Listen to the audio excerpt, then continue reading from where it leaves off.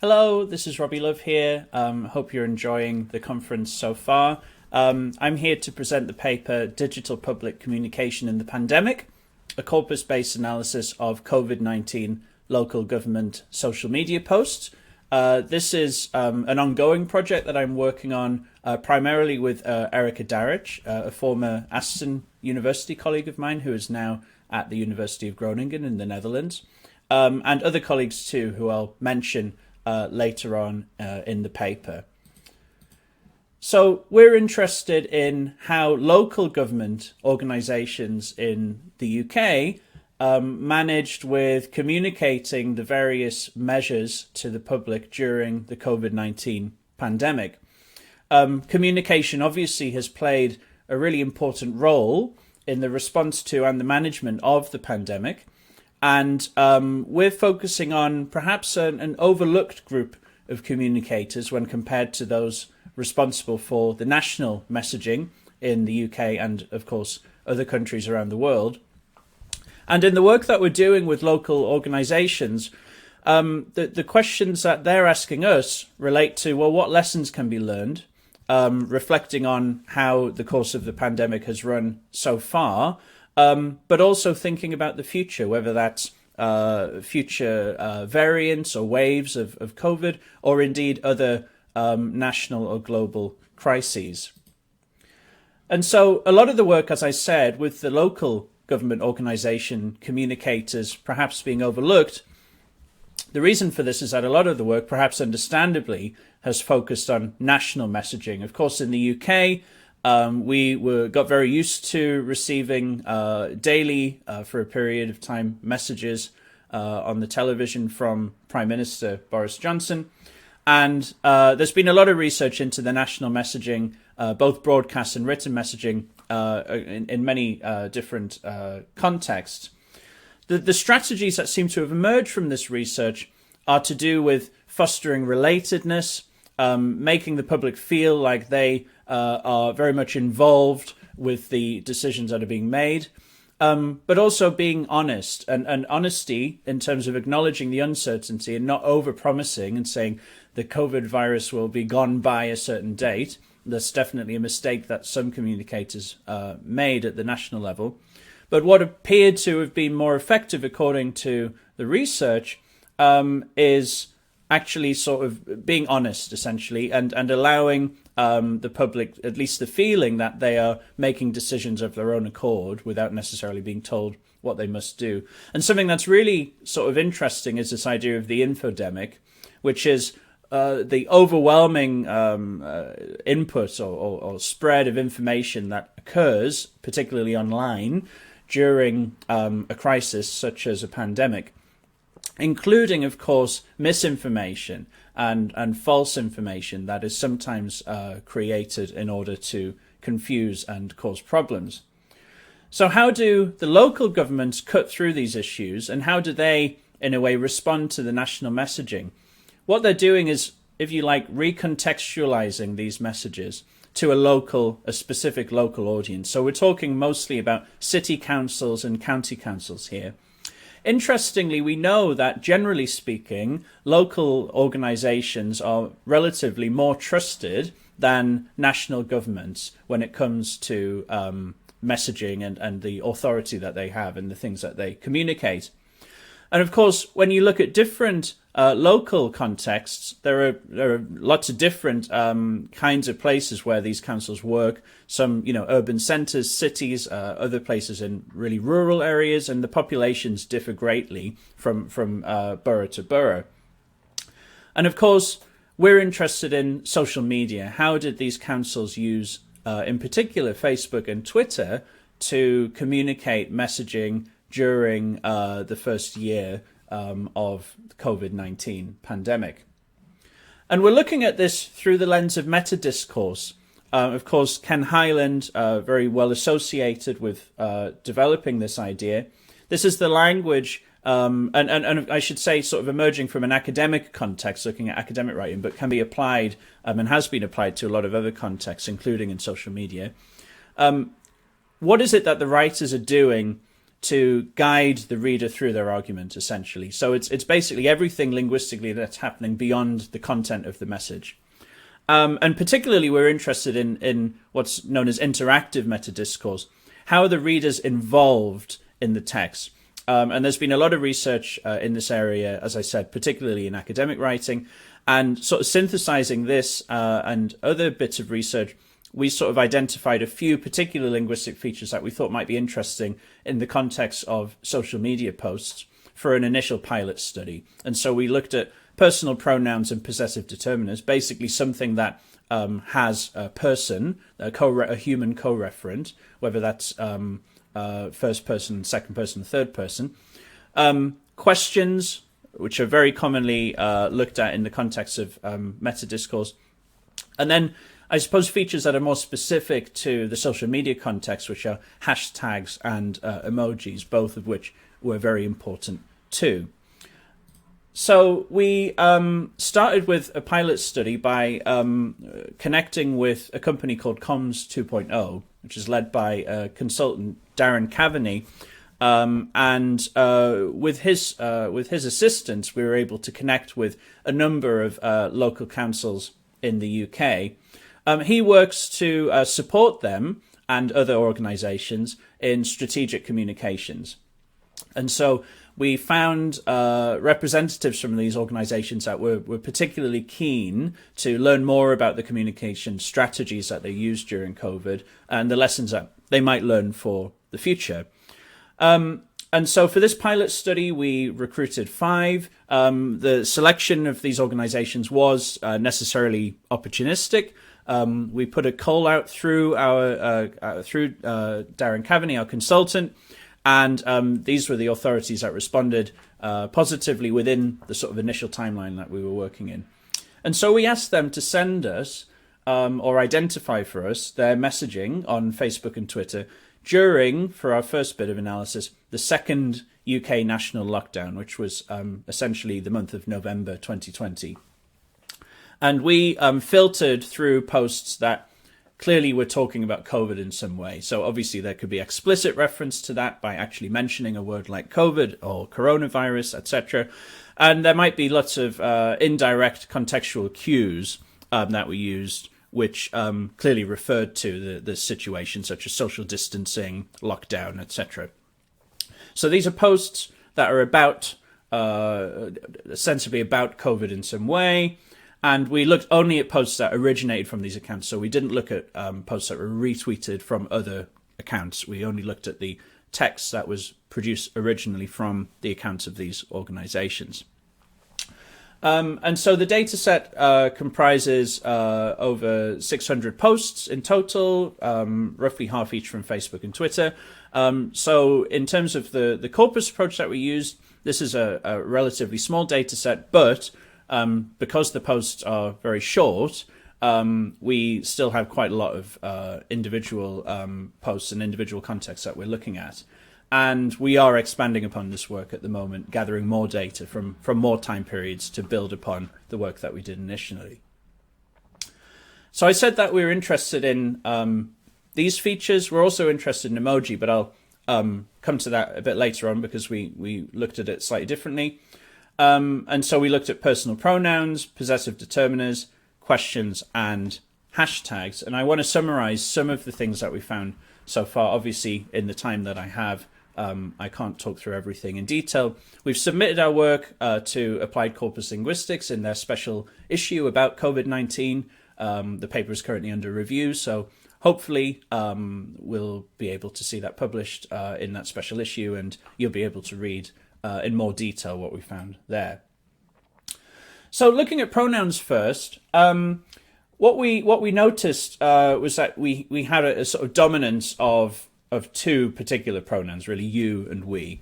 And on the surface of this, you might think that's not so surprising, but of course, this alone already shows us that there's something quite specific going on here, because in computer-mediated communication typically is seen to take on a lot of the features of spoken communication. In casual conversation, by far the most common pronoun, personal pronoun, is I. Actually, I is almost non-existent here. So this already gives us a hint into some of the engagement strategies that are going on here in terms of involving the reader.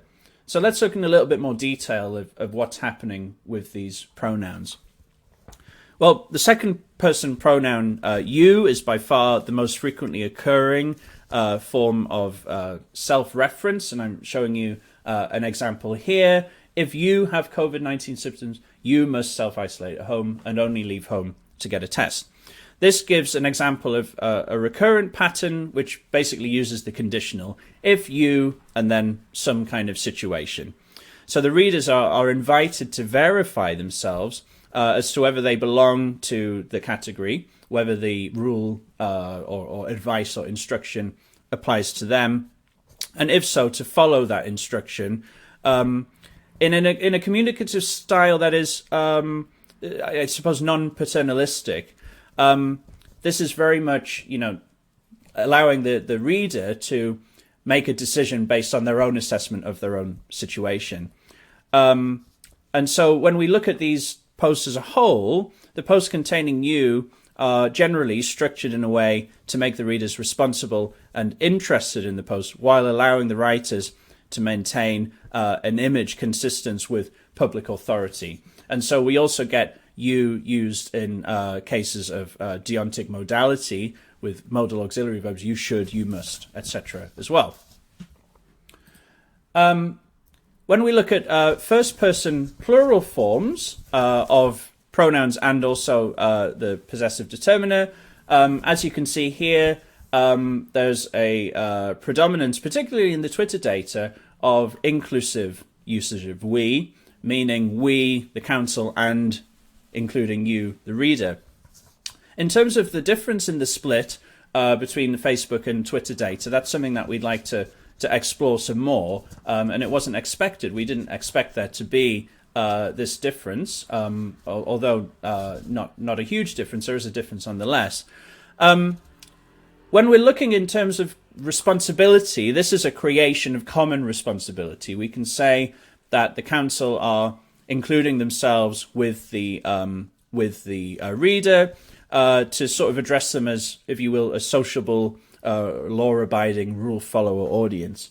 The sense of inclusivity and shared sense of experiences created through linguistic strategies can also serve to address the public's crisis response, mitigating the emotional extremes, especially outrage, by essentially creating the image of we're all in this together. Now, from the surface level, there's still quite a lot of exclusive we going on here, where they're basically saying we, the council, not you. And that might not initially at first seem to be conducive to creating inclusion and engagement. But actually, when we look at how this is used, there does seem to be something interesting going on. So here in line 1, we and us are used with an exclusive referent base, denoting just the council, in this case Blackburn with Darwin Council. And this meaning is further strengthened in contrast to the constituents that are referred to as residents and they. So there's definitely a distinction created here with co-reference. The meaning of we then does seem to shift in line 5 to inclusive, because we get we all. And we see other words that are sort of bringing these groups together, like the word together and each other. But then please, when we get to please in this sentence, please we all need to work together, suggests actually this is more directed just at the audience and not at we, as in we the council. So this is kind of a way of using first person pronoun to actually refer to the audience, which you might typically expect to be using second person pronouns. So we call this pseudo second person. Please we need to do something actually means please you need to do something, but the force of the elocution is potentially mitigated in some way. And then we get some more shifts in levels of inclusivity, looking at the context in which the pronouns are used. Going from the adverb together, the sentence shifts to an exclusive reference to the council, together, we believe, and then the shared action of society, we can do this. So there's something quite interesting going on, and the who is being referred to in these different contexts does seem to shift around. What about questions? Well, questions, identified several different functions of questions, whether that's a request for information, as in the first example, how will you be remembering this year? Implying, of course, that you will be remembering this year differently to other contexts. This is referring to Remembrance Day, which occurs in November. And there's an implication or an assumption there that you won't be remembering in the way that you normally do, which might involve getting together in large groups of people, as typically happens on Remembrance Day services. Or prompts, the writer posing a question as a preamble to the information that they want to provide. If-then questions, again, asking the reader to decide for themselves whether this particular prescription applies to them. Or indeed generating interest or bringing a new topic into focus. And so we found a range of these question forms, again, ways of involving the reader to make decisions as to whether certain restrictions apply to them or not. Okay, I want to briefly mention the hashtags and emojis before I wrap up. Hashtags are meta-discourse resources typical of microblogging and other social media platforms, originated on Twitter, and their original function was to create tags to identify topics for discussion. There's a lot of work, of course, involved in looking at hashtags. Hashtags can take on a range of communicative functions, from experiential functions to interpersonal functions, and we actually found, again, a range of these types of functions in the data. I'm showing you here on the slide the top 10 most frequent hashtags in the Facebook and the Twitter data. The frequency of the hashtags are much more common on the Twitter data, which makes sense because that is where they were born. But as I'm sure a lot of you would be familiar with, hashtags have since spread onto most of the social media platforms, including, of course, Facebook, but also other platforms that we didn't look at, including Instagram, TikTok, etc. The most common function is independent hashtags, which constitute 48% of all of the hashtags. Not topic marking, but rather imperative. So you see here things like hashtag do your bit, which is not marking a topic, but actually telling the reader to do something. The hashtag tagging function is also very common, whether that's embedded or independent. So in many cases, in embedded constructions, this communicative strategy served to create a visual markedness to grab the reader's attention and perhaps to reinforce the connotations related to the overall message. And finally, in terms of emojis, this is something we've only started looking at recently, so I'll only briefly mention these. What's wonderful is that in Sketch Engine, emojis are retained and they are tagged with a unique tag SYM, S-Y-M, and so they can be searched just like any other word. And this was something we only discovered recently. We didn't know this. So we got very excited when we found we could produce a frequency list of emojis, and here are the top 10 in this, again, small pilot data we have so far. This also means that you can do all the things that you can do with normal words. You can look at concordance lines and things. And so this is what we've started to do. And we've already found some interesting patterns where you get sort of visual deixis, essentially, with the most common emoji, which is the hand pointing. And almost every instance of this pointing finger being used is pointing towards a link to take the reader from that post to an external website. And so we found, as I've sort of given you a taste here, quite a diverse range of emojis.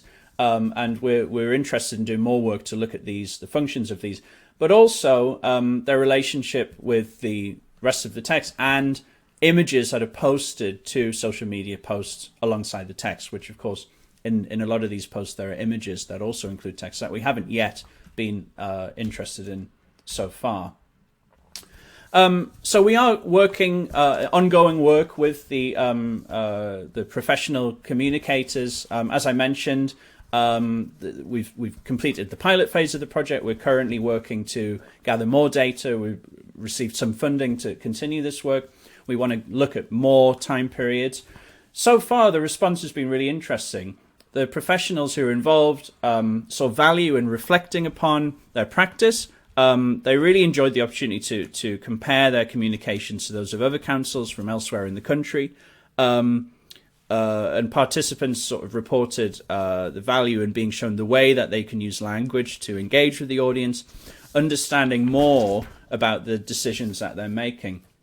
Something that really came out, which wasn't necessarily expected from our participants, was that they felt overlooked. They reported often that they were not given advance warning of government decisions. And so when a government announced a lockdown, for instance, they would find out maybe only moments before the public found out, or even they would find out when the public found out. And so we have this competing identity that proved to be really play a very big role in their how they manage this communication and being affected by the restrictions and the challenges associated with those restrictions, along with the public, but then immediately having to communicate these restrictions to the public. So there's actually some really interesting identity work and work with the emotions of these people as they're working, which I think is important to take into account. These were not just autonomous beings, or robots producing these posts. These were human beings being affected by the pandemic, as were the rest of the public. So finally, I just want to sort of summarize some of the things we've found so far. Certainly, there's method to the patterns that we're noticing to do with the ambiguity, for instance, the first person, second person reference, trying to put the power into the hands of the readers. The overarching strategy seems to be telling the readers what to do without them necessarily feeling like they're being told what to do, giving them the chance to feel like they're making autonomous decisions about how the rules apply to them. And of course, standing out amongst the great amount of disinformation or misinformation that has been found too. So, as I said, this is ongoing work. Very keen to hear your thoughts on the first part of the work that we've done. But this is very much the beginning for us. And we have plans to expand this and look at more data, as I mentioned, but we're very grateful to hear your thoughts at this stage of our work. Thank you, everyone.